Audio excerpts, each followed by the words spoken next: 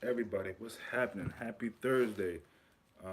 Very rainy and wet and cold here in some parts of the world. Where you are might be the same. So nothing really new, nothing to complain about. But it is another day, and yet another story, but almost kind of like a continued story.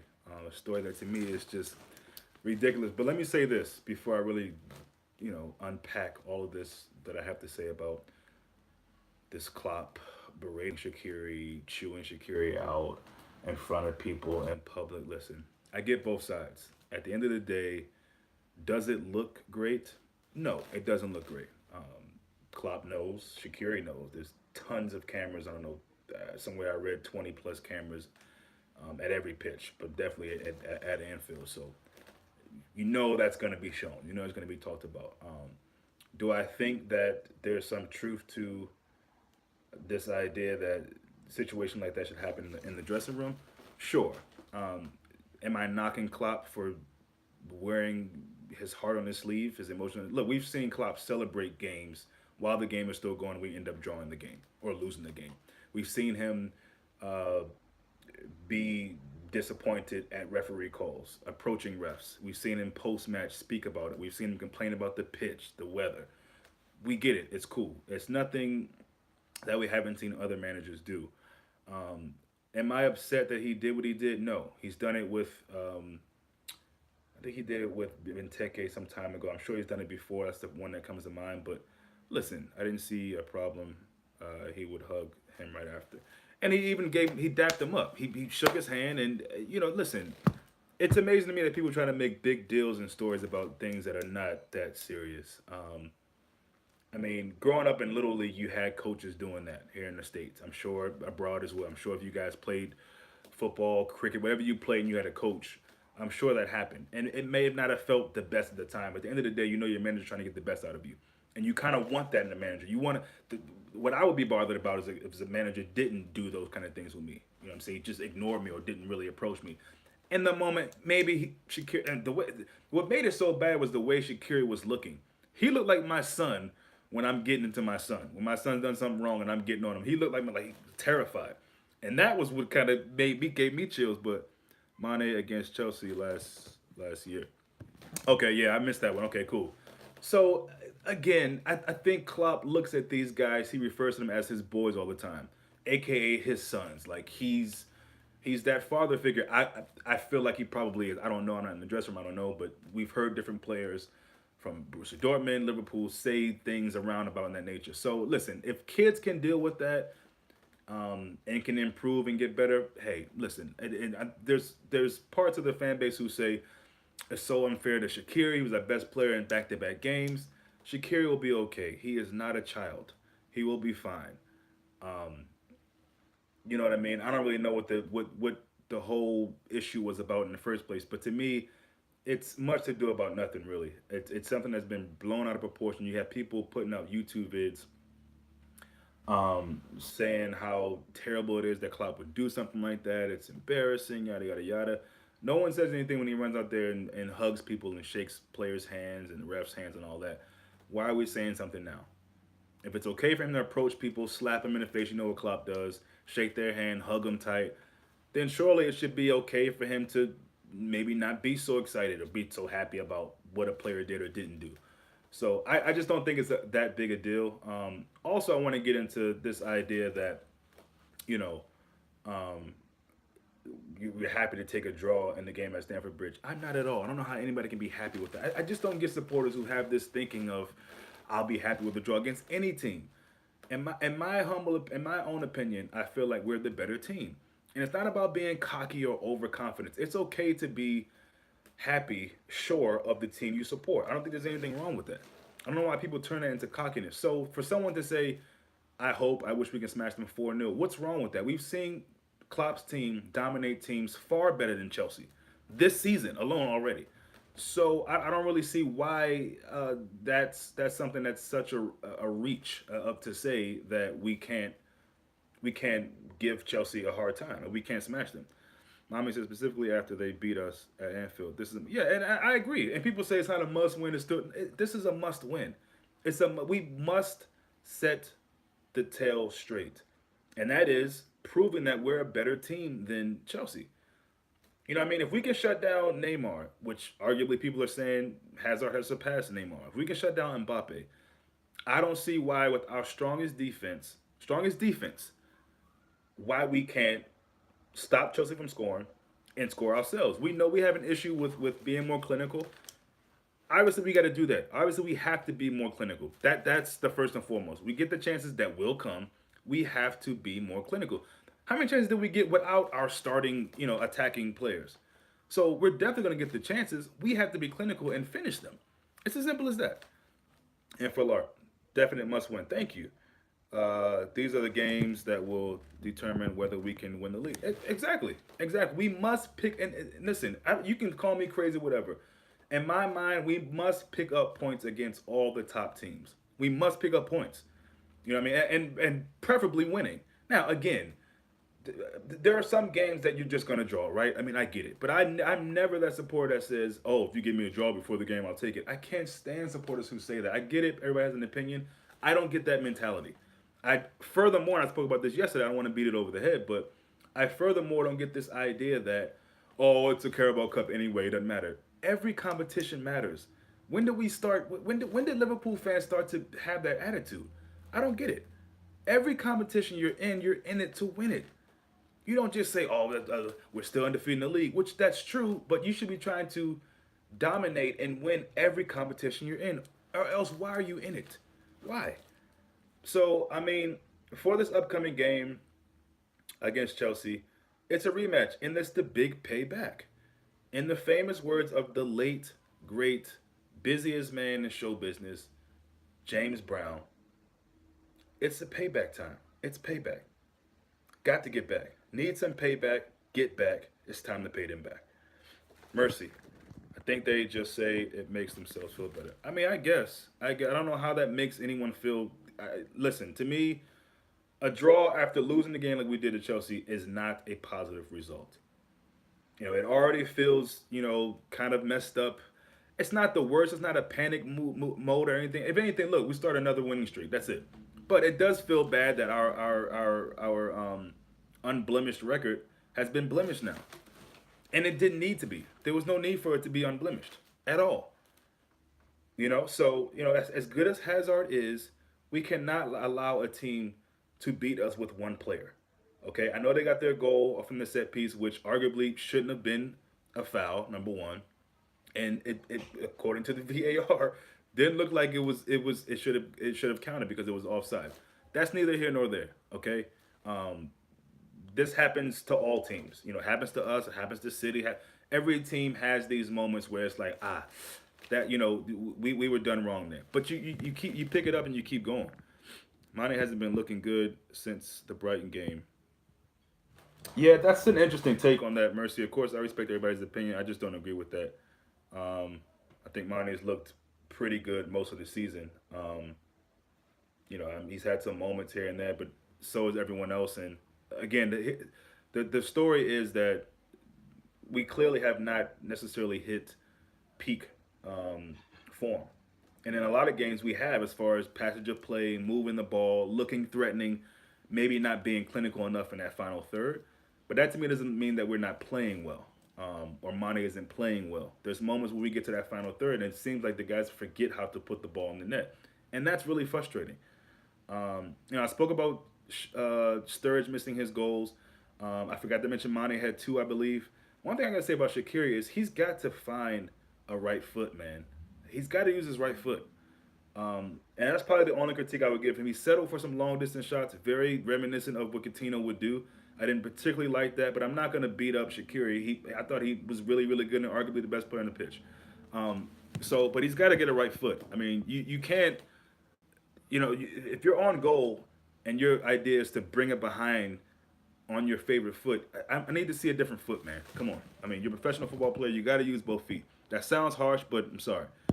Mane says Mane was subbed and Chelsea scored, and it happens a lot when Mane goes up. Yeah, but no one's going to talk about that, Mame, and I agree. No one's going to talk about that.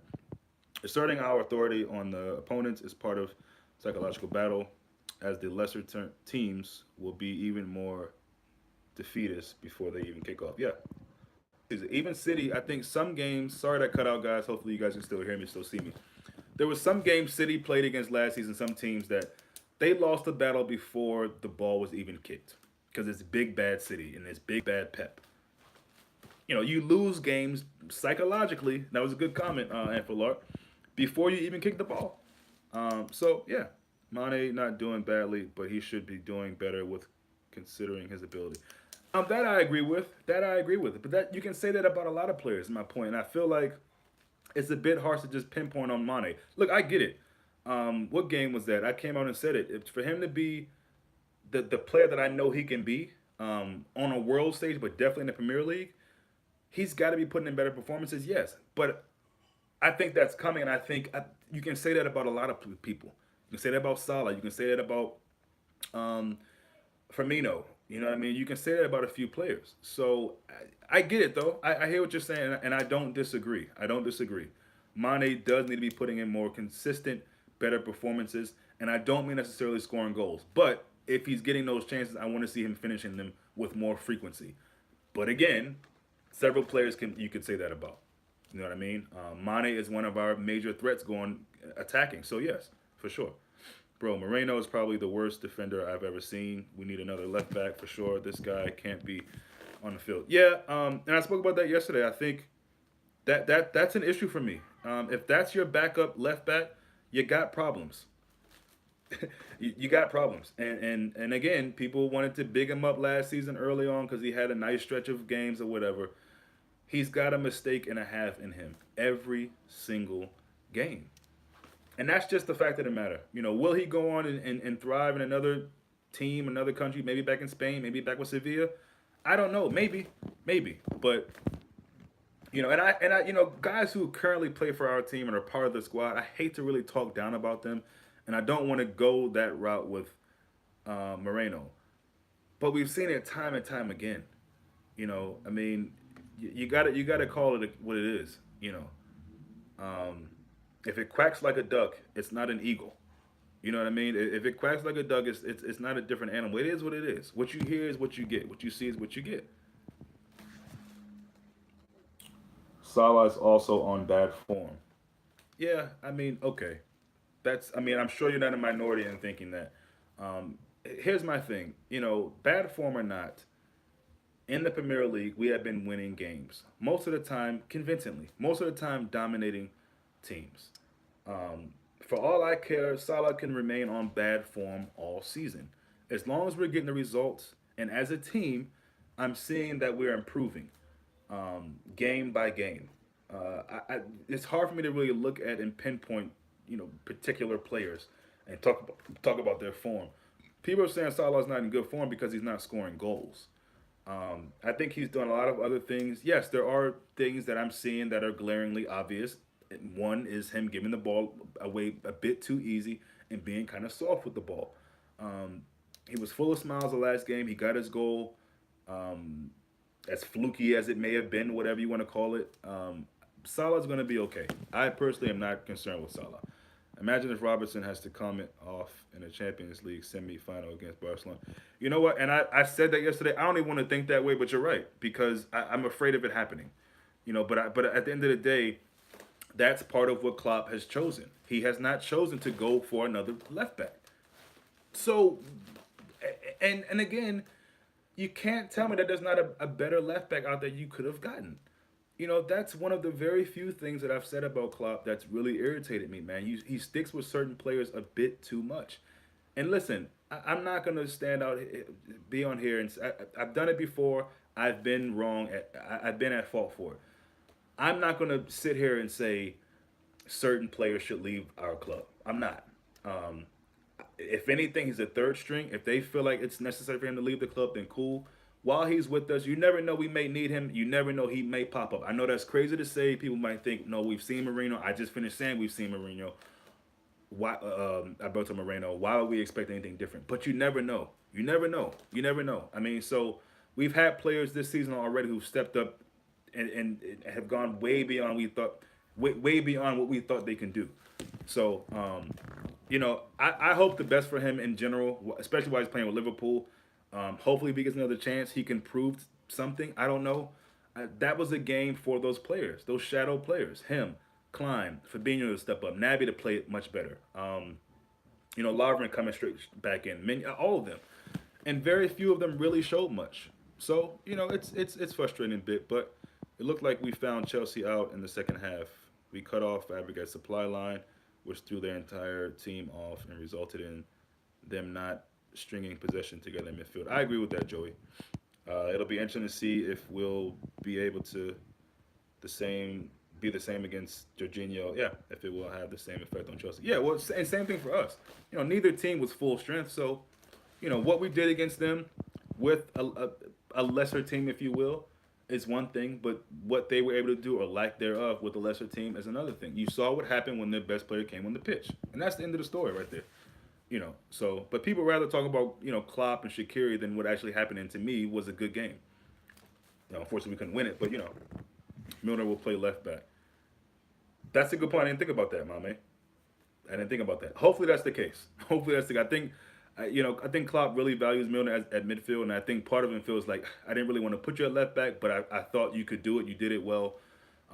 But yeah, I think that's what you got to do. I think Moreno just has too many. Moreno, sorry, just has too many mistakes in him, and in big games, in games that aren't necessarily big, as if that's even a reality. Every game to me is big, but you know what I mean. In a top matchup, you can't see Moreno in there. You just can't. But again, as I say that, I don't want to see him against Cardiff City, for example. You think a Cardiff City game would be, oh yeah, you see Moreno, he'll do enough, right? But it's just hard to really say, man. We need Milner in midfield. Yeah, I kind of agree with that. Yeah, that was a worrying performance from Moreno. My man actually got murked by Moses. Yeah, he got murked in a half. He got murked in a half. So I have a feeling Jorginho was our number one choice ahead of Fabinho, but we got knocked back because he was already gone. Yeah, and there's a bunch of negativity about Fabinho as well. I don't get that either. Did he set the world alight? No. Do I think he's going to prove to be an amazing part of this team? Yes. When that'll happen, I don't know. I mean, I think it was easy to say people probably complained about Ox when he was first getting into the team. But look at that now. Now we look at Ox as a huge miss. Some people were saying him not being in our team this season was a kind of a black cloud over the new signings we have, which I thought was ridiculous as well. But Fab is going to be amazing. Keita is going to prove to be amazing. They're both going to be really good for us, I think. It's too early. Some Chelsea fan was talking on This Is Anfield and saying that he can see why Klopp didn't play him, and I said the same thing. But it seemed like he was coming from an avenue of, he's just not a good player, and I can see. The reason why I said I can see is because you can see that Fabinho is just not up to speed. He's just not. That doesn't mean he's not a good player, though. They're two different things. For me, Fabinho had a good game. He wasn't great, but yeah, I agree. I mean, I didn't think Fabinho was bad. Same. Just a lot better than anyone we currently have yet. No, I agree with it. And I think Klopp sees that.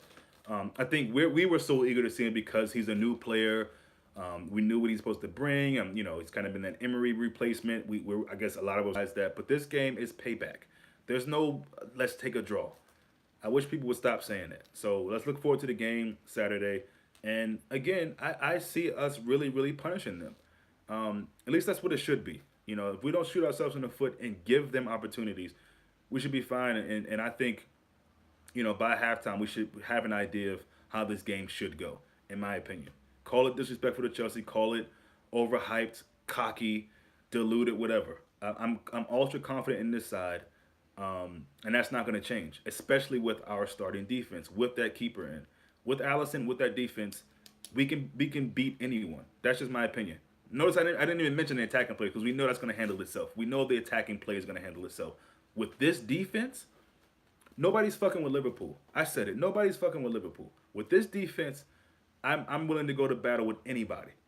As the name goes of the channel, Liverpool versus everybody. I don't care who steps up in front of us. See you guys soon.